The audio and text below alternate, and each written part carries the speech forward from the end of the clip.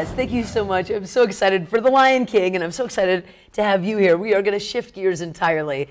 And Colter Metcalf, deputy with us here from the Sheriff's Department. This is really exciting because actually you just told us after 10 years patrolling, you're about to wrap up that segment. You're about to move to the detective division, so congratulations with that. Appreciate that. I'm looking forward to a new challenge. It's going to be a little bit of difference. I'm not going to get to drive as fast as I got to at one point, but I'm excited for the new challenges. It's going to be great. Well, you're such an asset to the community, and your background with a couple of different personal experiences that have happened to you and your family over the last few years have led this incredible new chapter that you are providing your expertise and knowledge for this weekend. If you don't mind, give us a little bit of a background on why domestic violence is such an important thing for you. I know people who have been victims of domestic violence, and believe it or not, probably most people know people. I've actually know somebody who lost their life in a domestic violence incident, and you and I are both connected through this same individual. I don't want to bring up names and make it too painful for people, but it really hit home for me. When you lose somebody to domestic violence, it's hard in a way that you don't ever expect. You don't think that's going to happen. The best thing that we can do is talk about it, air that out, and we can combat it as a community together.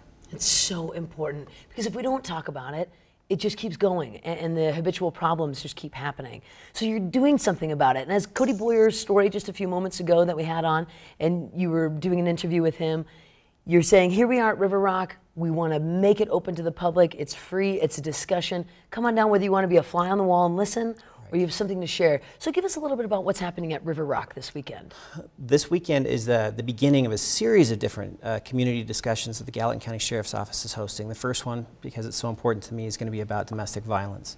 It's going to take place at River Rock at the Community Center, Saturday at 6 p.m.